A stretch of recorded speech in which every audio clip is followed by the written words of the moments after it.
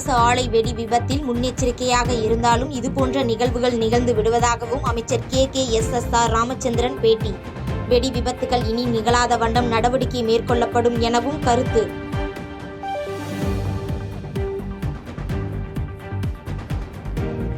புதுக்கோட்டை தச்சங்குறிச்சியில் நடைபெற்ற ஜல்லிக்கட்டு போட்டியின் போது மேடையில் இடம் பிடிப்பது தொடர்பாக இரு தரப்பினரிடையே தகராறு. ஒருவரை ஒருவர் தாக்கிக் கொண்டதால் பரபரப்பு.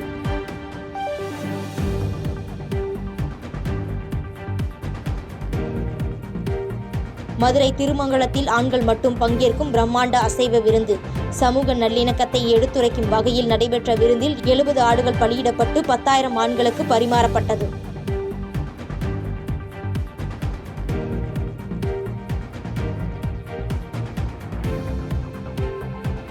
அண்ணா பல்கலைக்கழகத்தில் மின்னஞ்சல் மூலம் வெடிகுண்டு மிரட்டல். போலீசார் நடத்திய சோதனையில் மிரட்டல் புரளி என தகவல்.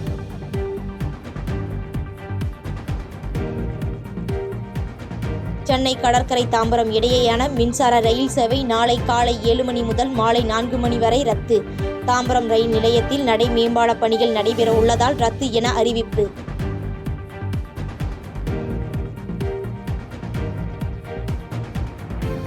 மது அருந்துவதால் புற்றுநோய் உள்ளிட்ட 200 வகையான நோய்கள் தாக்கும் என மது பாட்டில்களில் எச்சரிக்கை வாசகத்தையும் படத்தையும் 80% அளவிற்கு அச்சிட வேண்டும். தமிழக அரசுக்கு பாமக தலைவர் அன்புமணி ராமதாஸ் வலியுறுத்தல்.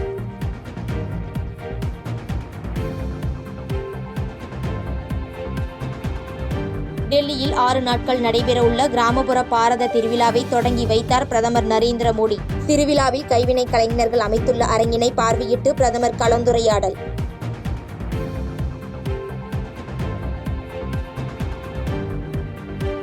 டெல்லியில் கொட்டும் பணியையும் பொருட்படுத்தாமல் அணிவகுப்பில் ஈடுபட்ட ராணுவ வீரர்கள். குடியரசு தின ஒத்திகையில் மிடுக்கு நடை போட்ட ராணுவத்தினர்.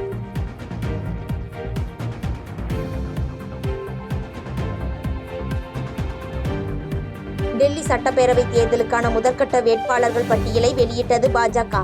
அரவிந்த் கெஜ்ரிவாலை எதிர்த்து புது டெல்லியில் களம் காண்கிறார் பர்வேஷ் வர்மா.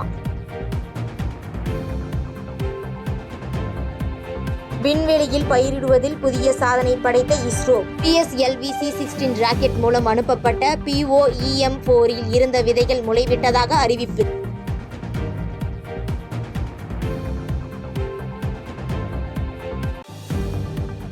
விருதுநகர் பட்டாசு ஆலை வெடிவிபத்தில் உரிமையாளர் உள்ளிட்ட 4 பேர் மீது வழக்கு பதிவு. உரிய பாதுகாப்பின்றி பணியில் ஈடுபடுத்தியது உள்ளிட்ட 5 பிரிவுகளின் கீழ் வழக்கு பதிவு செய்து விசாரணை.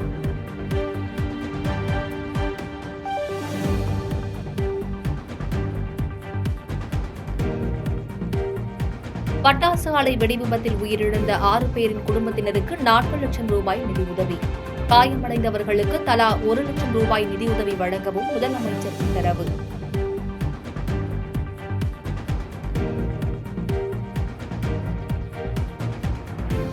விக்கிரவாண்டியில் தனியார் பள்ளியில் குழந்தை நீர்த்தொட்டியில் விழுந்து உயிரிழந்த விவகாரம். கைது செய்யப்பட்ட பள்ளியின் தாளாளர்கள் உடல் தகுதி சான்றுக்காக மருத்துவமனைக்கு அழைத்துச் செல்லப்பட்டனர்.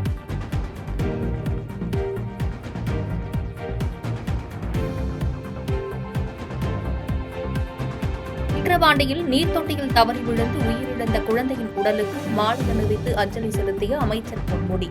தமிழக அரசு அறிவித்த நிவாரணத் தொகைக்கான காசோலையையும் பெற்றோரிடம் வழங்கினார்.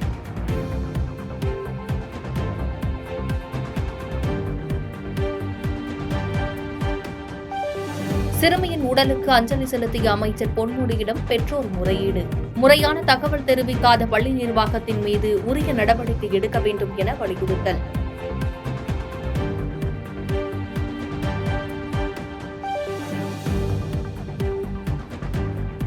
அண்ணா பல்கலைக்கழக மாணவி விவகாரத்தை எதிர்க்கட்சிகள் அரசியலாக்க முயற்சிப்பதாக திமுக MP கனிமொழி குற்றச்சாட்டு. பொள்ளாச்சியில் நிகழ்ந்தது போல் குற்றவாளிகளை கைது செய்யாமல் பாதுகாக்கும் நிலையை திமுக செய்யவில்லை எனவும் பேட்டி.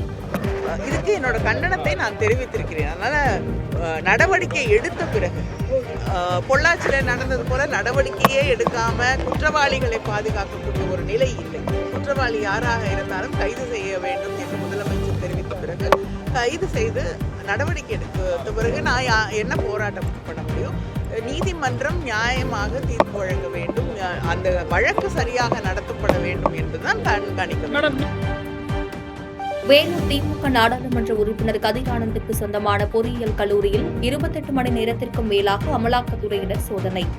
கல்லூரிக்குள் சோதனை நடைபெறும் நிலையில் வளாகத்திற்கு வெளியே துப்பாக்கி ஏந்திய நிலையில் சிஆர்பிஎஃப் வீரர்கள் பாதுகாப்பு.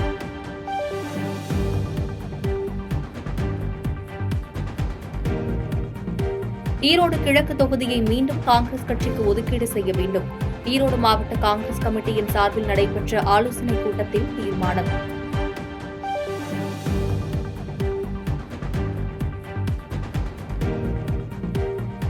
கந்துவட்டி புகாரில் நாகர்கோவில் காசிக்கு 3 ஆண்டுகள் சிறை. காசியின் தந்தைக்கு 2 ஆண்டுகளும் புரோக்கருக்கு 3 ஆண்டுகளும் தண்டனை விதித்து நீதிமன்றம் பரபரப்பு தீர்ப்பு.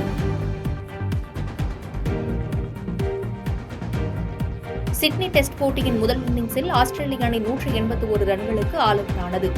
இரண்டாவது இன்னிங்ஸை விளையாடிய இந்தியா ஆட்ட நேர முடிவில் 6 விக்கெட்டுகள் இழப்புக்கு 141 ரன்கள் குவிப்பு.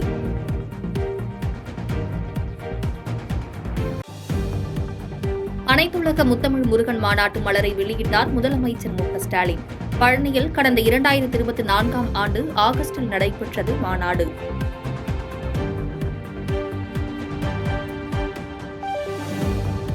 விண்ணில் 2 கிலோமீட்டர் தொலைவில் இஸ்ரோவின் ஸ்பேட்டெக்ஸ் ஏ மற்றும் ஸ்பேட்டெக்ஸ் பி செயற்கைக்கோள்கள் தூரத்தை படிப்படியாக குறைத்து வரும் ஜனவரி 7இல் ஒருங்கிணைக்கும் பணி தீவிரம்.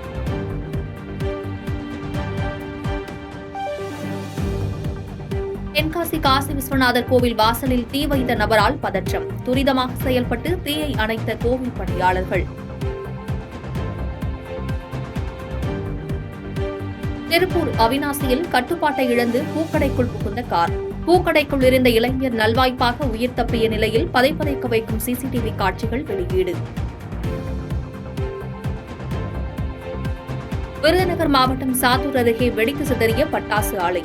கட்டடம் முழுவதும் நொறுங்கி சேதமான நிலையில் 6 பேர் உயிரிழந்த சோகம்.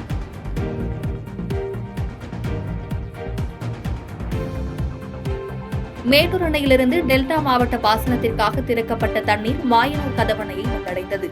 நேற்று காலை வரை 1420 கன அடி நீர் வந்த நிலையில் தற்போது 11,386 கன அடி நீர் வருவதால் விவசாயிகள் மகிழ்ச்சி.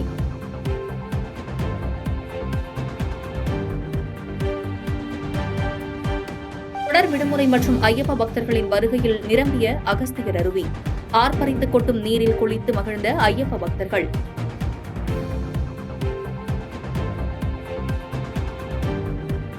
ஐபோனின் சிரி மென்பொருள் மூலம் ஒட்டு கேட்டதாக தொடரப்பட்ட வழக்கு. 814 கோடி ரூபாய் இழப்பீடு அளிக்க கலிபோர்னிய நீதிமன்றத்தில் ஐபோன் நிறுவனம் ஒப்புதல்.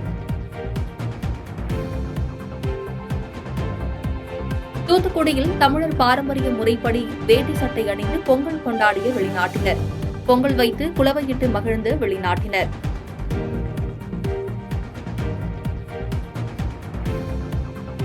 கிரிக்கெட் போட்டியிலிருந்து ஓய்வு பெறும் திட்டம் இல்லை. ஓய்வு பெறப் போவதாக தகவல் வெளியான நிலையில் கேப்டன் ரோஹித் சர்மா மறுப்பு. பாதகம் செய்பவரை கண்டால் நாம் பயம் கொள்ளலாகாது பாப்பா. மோதி மிதித்து விடு பாப்பா, அவர் முகத்தில் உமிழ்ந்து விடு பாப்பா. அண்மை செய்திகளை உடனுக்குடன் தெரிந்து கொள்ள இணைந்திருங்கள் எம் நாடு தொலைக்காட்சியுடன்.